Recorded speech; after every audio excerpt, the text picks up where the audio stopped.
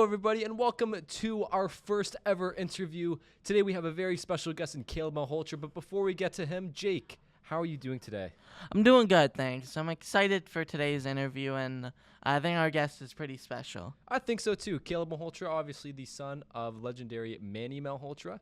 And once again, here at the Six Podcast, my name is Simon Hendricks. I'm joined alongside my expert analyst and co-host, Jake Moore. And yeah, we have a great interview today. Caleb Malhotra, he was a former member of the Vaughan Kings. He was in this past year's OHL Cup run. You want to tell him about some stats? Yeah, he had 9 goals and 10 assists in 21 games this season, and he was a very good playoff performer on the Kings with 12 playoff games, 6 goals, and 6 assists this past season with the Vaughan Kings. Right you are, Jake. And he has decided to take his talents to the Chilliwack Chiefs, for this upcoming season of the BCHL. And I think this interview turned out really great. Again, thank you, Caleb, for your time. It was really great. This was our first interview, and so we will be sure to have some more in the upcoming months. But for now, let's take it away. Great. Thank you for having me, guys. Obviously, your dad had a large impact in your hockey career growing up, but is there anything specific from his game that you've taken and implemented into your own? Yeah, absolutely. I would say his defensive game and his face-offs. That's what he's known for, I think, is face-offs. So obviously, I'd like to be like him in that aspect. And everyone wants to score goals, but it's also important to play defense, obviously. So being a two-way forward, a two-way centerman would be what I'm trying to implement like he was. So. We don't want to just talk about your father, but we are wondering, is there anyone else in the NHL either currently or formerly playing that you've looked up to, or really anyone besides your father? In hockey, probably just like all the players in the league, McDavid's and the Drysdells, the McMatthews. But like specifically to me, I would say probably my mom. She's also an athlete. She played at a high level in college for soccer. So she, being a competitor, also pushed me and helped me along this journey. So I would have to credit a lot of that to her as well. Yeah, moms are the true MVPs, as they say. But moving on, why is the NCAA route a really enticing option for you moving on in your hockey career, not just on the ice, but also off the ice? Yeah, absolutely. I think it's an unreal atmosphere. First of all, at the games, you can see when they rent out like a pro arena, it gets pretty rowdy. So that's pretty cool. So also the college lifestyle, right? You're on campus all the time. You're with your friends. You're learning. You're growing with like-minded peers. So I think that's a great way to improve not just like hockey, but as a person. So that's Oh, definitely yeah. why. I mean, yeah, we can totally relate to that. I mean, we both go to TMU. Mm-hmm. I know you went to Res too, right? Yeah, I lived on res for my first year, and I think it's really important to live on res. Yeah, so you visited Chilliwack at the end of their playoff run this past year, and we were just wondering, what did you learn about their organization under Brian Maloney, and what made you so confident that you could develop your game there?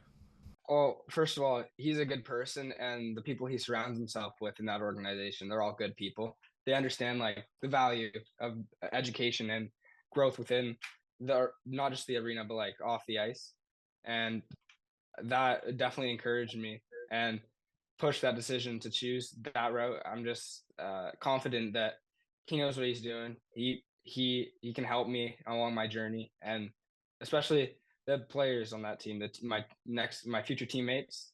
I'm confident in their abilities as well. So Now, let's jump a little farther in time for your career here. Let's say 30 to 40 years from now, your playing days are over and you're looking for a job in the sports landscape, the hockey landscape, sorry.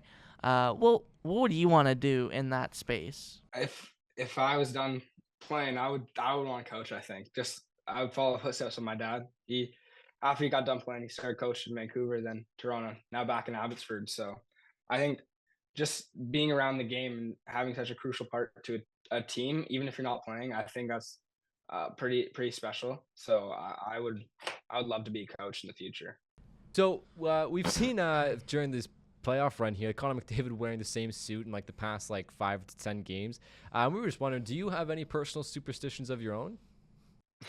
Well, I before games, I have the same smoothie. I have a strawberry banana smoothie before every game. So I think that's one of my superstitions. I might have to stop doing that. It's getting a lot, all the smoothies. So I don't know. Yeah. What did Wayne Gretzky say? Yeah, like a steak before every game or something like that. Like, Yeah, those old guys. I don't know how they played I don't think they're cigarettes in between suggesting the that anymore. periods. I know. Now, in your hockey career so far, you've played in quite a few arenas, but which barn has been your favorite one to play at so far? Yeah, I would think the Mattamy Athletic Center where we played in the OHL Cup Finals. It's Right the on. biggest rink for sure, and it was quite a cool atmosphere seeing all those people, and yeah, it was pretty special. It's a nice arena too. Got good ice, and yeah, I'm pretty sure PWHL Toronto plays out there as Yeah, well. yeah, they totally do. So you described your best skill as being your hockey IQ. And when you're watching games, whether it be game tape or even some NHL games or even some of your own game, do you think you're able to read plays better than most people? And do you think that's able to help your game more? Yeah, I think on when you're watching on the iPad or like watching video, it's a lot easier to critique yourself, be more specific, and especially critique other people.